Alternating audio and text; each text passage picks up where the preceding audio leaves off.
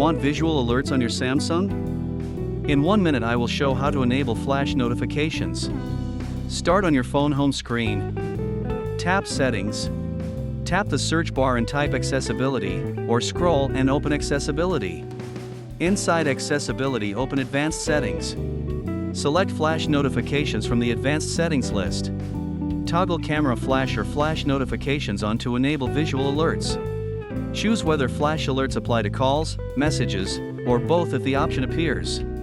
If available, pick Continuous Flash or only when locked based on your preference. Exit settings and make sure Do Not Disturb or Battery Saver won't block the flash.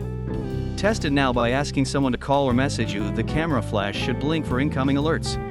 Keep in mind flash alerts drain battery faster and may be muted during power-saving modes. Recap: Settings, Accessibility, Advanced Settings, Flash Notifications, toggle on.